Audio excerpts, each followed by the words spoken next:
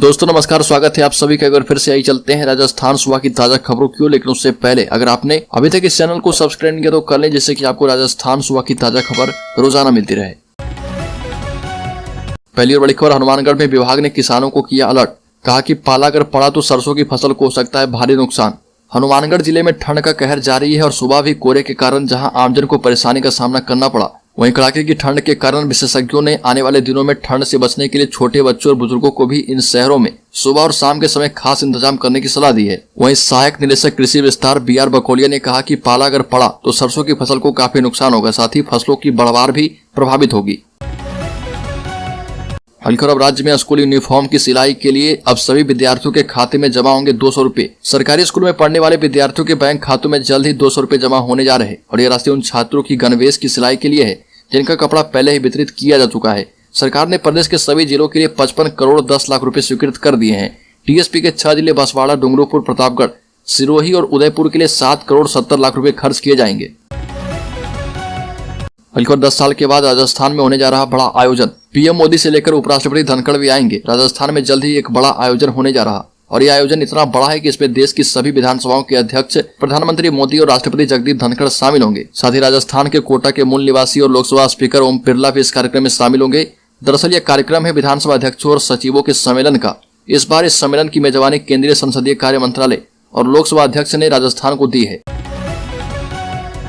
राजस्थान के पाली जिले में सूर्यनगरी एक्सप्रेस के 14 डिब्बे पटरी से उतरने की घटना के बाद रेलवे ने देश भर में बिछाई गई इस तरह की 1900 किलोमीटर की पटरियां बदलने का निर्णय किया है। हादसे वाली जगह का मुआयना करने के बाद रेल मंत्री अश्विनी वैष्णव ने इसकी घोषणा कर दी है। साथ ही कहा कि ट्रैक निर्माण में कमी रही और इसलिए पटरियां अब चेंज करेंगे ताकि पाली जैसा हादसा फिर कभी ना हो। कोटा में ट्रेनों के 15,000 डिब्बों में लगेंगे कैमरे। RPF महिला कर्मियों ने कोचों में फीडबैक लेना किया शुरू। कोटा रेलवे महिलाओं और बच्चों की सुरक्षा के लिए नवाचार कर रहा। रेलवे ने इसके लिए मेरी शहर योजना शुरू कर दी है, जिसमें ट्रेनों के 15,000 डब्बों में CCTV कैमरे और पैनिक बटन लगाने की तैयारी है। ट्रेनों के डिब्बे में कुछ प्रीमियम भी लगाए गए। अब रूट के प्रमुख स्टेशनों पर रेलवे सुरक्षा बल की महिला कर्मी कोच में महिला यात्रियों का फीडबैक लेगी। जयपुर में बंजर जमीन पर बिजली की फसल 2030 तक देश की 50% बिजली अकेले राजस्थान बनाएगा। पश्चिमी राजस्थान के जैसलमेर, जोधपुर, बाड़मेर, बीकानेर जैसे जिलों की रेतीली बंजर भूमि सोना उगल रही है। सौर पैनलों और पवन चक्कियों से हजारों मेगावाट बिजली पैदा की जा रही है। जहां कभी रेगिस्तान का किनारा दिखाई नहीं देता था, उन पर काले और सफेद सौर पैनल और सफेद पवन चक्कियां दिखाई देती है। वो न केवल राजस्थान बल्कि कई अन्य राज्यों को भी रोशन कर रहे। अलवर में ERCP की नई DPR बनाने को लेकर पदयात्रा, सरकार से जल्द लागू करने की मांग। पूर्वी राजस्थान नहर परियोजना की नई DPR बनाकर लागू करने की मांग एक बार फिर से तेज हो गई है।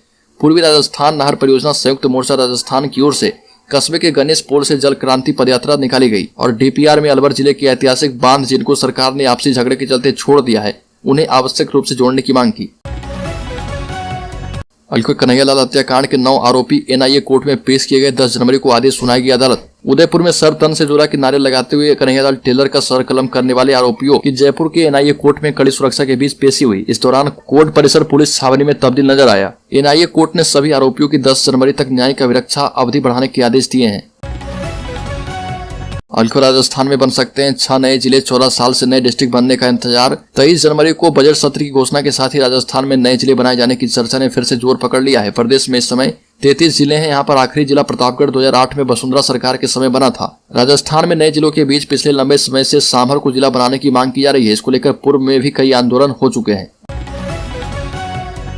राज्य में 4 लाख किसानों के बिजली बिल आए 0। मुख्यमंत्री किसान मित्र ऊर्जा योजना में 319 करोड़ की सब्सिडी मिली।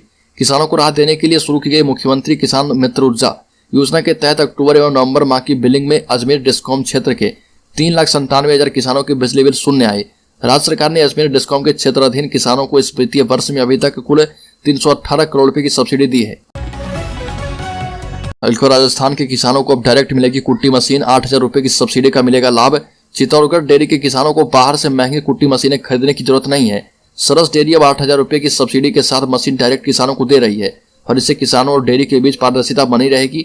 इस मशीन के लिए किसानों को सिर्फ 25,500 रुपए का भुगतान करना होगा। डेयरी ने इसके लिए 2 कंपनियों को 600 मशीनों का टेंडर दिया है। पेपर लीक को लेकर अजमेर में ABVP का प्रदर्शन। राजस्थान में लगातार पेपर आउट होने को लेकर भर्ती परीक्षाओं से जुड़े मामले की जांच CBI से करवाने की मांग को लेकर अखिल भारतीय विद्यार्थी परिषद ने विरोध जताया। साथ ही सरकार की सद्बुद्धि के लिए हवन किया। हाल ही में हुए सीनियर टीचर्स भर्ती परीक्षा के लिए सरकार को जिम्मेदार ठहराते हुए अफसरों को निलंबित करने की मांग की है। अलखुरा अजमेर में देवनारायण मंदिर की दीवार तोड़ने पर भड़के गुर्जर। अजमेर के वैशाली नगर स्थित गुर्जर समाज के आराध्य देवनारायण भगवान के मंदिर की चारदीवारी तोड़ने पर विवाद हो गया। महापंचायत के दौरान यहां मौजूद कुछ युवा आक्रोशित हो गए और सड़क जाम कर दी। रास्ते से निकल रही एक गाड़ी का शीशा भी तोड़ दिया। वहीं पुलिस ने उग्र होते प्रदर्शन को देखते हुए ट्रैफिक बंद कर दिया। इससे पहले रात 11:30 बजे सार्वजनिक निर्माण विभाग ने मंदिर की चारदीवारी को अतिक्रमण बताते हुए तोड़ दिया था। दावा किया जा रहा कि समाज का यह मंदिर 200 साल पुराना है।